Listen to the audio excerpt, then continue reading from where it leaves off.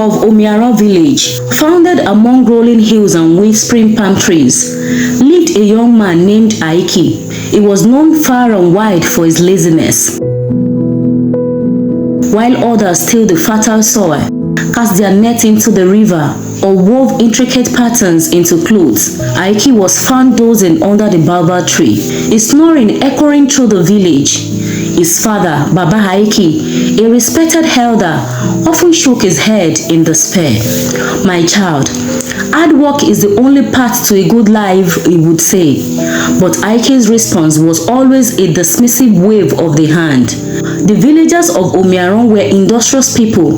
They rose with the sun, their morning filled with the sound of the rooster crowing, women pounding yam, and men singing as they walked in the field. But Aiki, despite the urgings of his family and the disapproving glances of the villagers, remained untouched by the communal spirit of hard work. His days were spent in idleness and his nights in deep and undisturbed slumber. As time went on, Aiki's laziness became a subject of ridicule. Children would sing teasing songs about him, and elders would use his name as a cautionary tale. "Do not be like Aiki," they would say to their children. Despite this, Aiki remained unbothered, confident that life would somehow provide for him. But life in Omiaron was about to change. A season of drought descended upon the village, drying up the rivers and withering the crops. Food became scarce, and the villagers, who have always prided themselves on their self-sufficiency, began to feel the pangs of hunger. Even in these difficult times, Aiki refused to lift a finger to help. He would sit in the shade as people struggled to make ends meet. One evening, as the sun dipped below the horizon, casting long shadows across the village, Baba Aiki called a meeting. The villagers gathered around the great Iroko tree, their faces covered with worry. "We must find a solution," Baba Aiki began. "The drought has taken much from us, but we are a resilient people. We will survive if we work together." The villagers murmured in agreement, but all their gaze turned to Aiki. Baba Aiki looked at the sun with mixture of disappointment and despair. "Aiki," he said, "it is time for you to contribute. You will go to the forest tomorrow and gather firewood. We need every able hand." Aiki's protest died on his lips as he saw his father's anger. Reluctantly, he agreed. The next morning, for the first time in years, Aiki rose before dawn.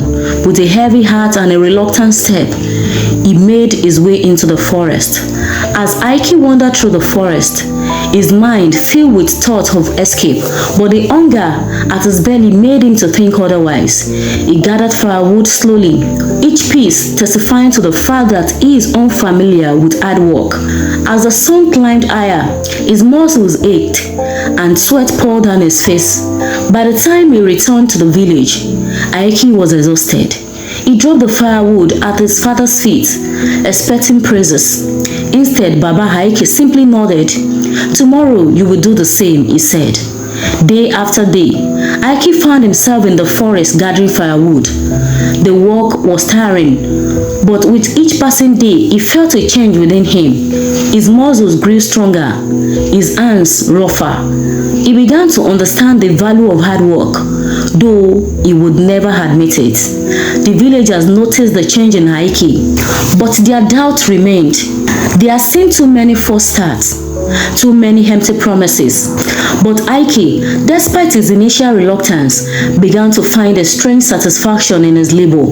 He still had a long way to go, but for the first time in his life, he felt a glimmer of hope.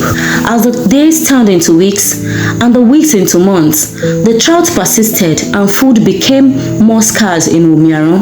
The once bountiful village now faced a great struggle for survival. Aiki, who had always relied on the effort of others, began to feel the sharp, unrelenting pain of hunger in his belly.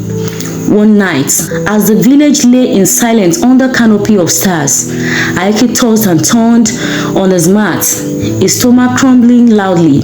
Unable to sleep, he rose and walked to the river bank, where he found his father sitting staring at the moonlight. "Babami," Aiki said softly, "I am hungry." Baba Aiki turned to his son, his eyes filled with mixture of sadness and resolve. "My son," he began, "hunger is a cruel master, but it teaches us the value of work. You must learn to fend for yourself. Only then you will understand the true meaning of life." Aiki sat beside his father, feeling the weight of his words. For the first time, he felt a stirring of determination. He decided that he would no longer be a burden to his family and village. He would work not just to survive, but to change his life. The following day, Aiki woke before the dawn and joined the men of the village in the fields. The sun had not yet risen, and the air was cool and filled with the sound of nature. The men, though skeptical, allowed him to join their ranks. Aiki's hand, soft from years of idleness, blistered and bled, but he pushed through the pain. He dug into the hard, cracked heads, planted seed with prayers for rain. As the days went by, Aiki's body adapted to the rigors of farm work. His muscles grew stronger, his endurance increased, and his hands became callous. The villagers began to take notice of his efforts, though they remained cautious in their praise. Aiki's transformation was slow but undeniable. He found the signs of purpose in his labor, a feeling he had never known before. One evening, after a particularly stressful day in the field, Aiki collapsed under the baobab tree, the very place he used to spend his days in slothful sleep. He closed his eyes tirelessly. As he lay there, he felt a tap on his shoulder. Opened his eyes, he saw Mama Ire, the village oldest and widest woman, standing above him. "Aiki," she said, her voice gentle but firm, "you have learned the first lesson of hunger, but there is more to understand. True wealth does not come from the head alone. It comes from within and from the strength of your spirit and the goodness of your heart."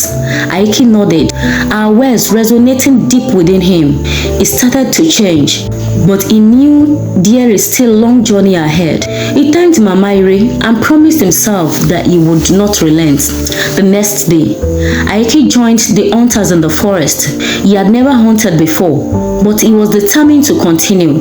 The forest, with its dense undergrowth and hidden dangers, was a place of mystery and challenge. The hunters, skilled and experienced, taught him the ways of tracking and trapping. Aiki listened and learned, his respect for their knowledge growing each passing day. As he improved in his skills, Aiki began to bring gain to the village. His contributions, though modest at first, were appreciated by the villagers. Slowly, their attitude towards him began to shift.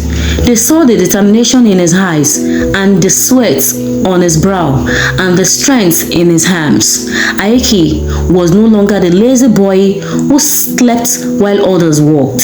He was becoming a man who understood the value of hard work and perseverance. Aiki knew that he had to do more, not just for himself, but for the entire village. He started to think beyond immediate need, envisioning ways to bring prosperity back to Umiaron. One night, as he laid under the stars, Aiki made a vow. He would find a way to end the village suffering. He would work harder than ever before, and he would uncover the secrets of true wealth. He did not know how or when, but he was determined to succeed. The lesson of hunger has changed him. He was ready to change the world. With each passing day, Aiki's resolve grew stronger. He had learned the harsh lessons of hunger and the value of hard work, but he knew that he needed to do more to transform his life and help his village. The drought showed no signs of relenting, and the villagers' struggle deepened. Aiki decided that it was time to take a bold step, a journey to the neighboring village of Akon, known for its wisdom and prosperity. One early morning, Aiki set off with a small bag of provisions and a heart full of determination. The path to Akoron was treacherous, windy through dense forests and across swift rivers. As he walked, Aiki reflected on his journey so far and the lessons he has learned. He knew that his trip was crucial, not just for himself but for Omiaran as well. After several days of travel, Aiki arrived in Akoron. The village was complete opposite of Omiaran. Its fields were lush and green, its people healthy and content. Aiki approached an elder, a man named Babaimo, known for his wisdom and kindness. Babaimo, Aiki began, bowing respectfully. I came from Omiaran, a village suffering from a severe drought. We are in desperate need of help and guidance. I seek your wisdom to find a way to bring prosperity back to my people. Babaimo looked at Aiki with a thoughtful gaze. Young man, he said, prosperity came not from the land, but from the heart and mind. You must learn the secrets of nature and the power of community. Stay with us and I will teach you what I know. Aiki accepted the elder's offer and began his apprenticeship under Babaimo. He learned about irrigation techniques, crop rotations, and sustainable farming techniques. He also discovered the importance of cooperation and mutual support within a community. Babaimo emphasized that true wealth was not just about material abundance, but about well-being of the entire village. During his time in Akoron, Aiki worked tirelessly, absorbing every bit of knowledge he could. He saw firsthand how the villagers of Akoron supported one another, sharing resources and working together for the common good. The spirit of unity and collaboration left a deep impression on him. After several months, Aiki felt ready to return to Omiaran.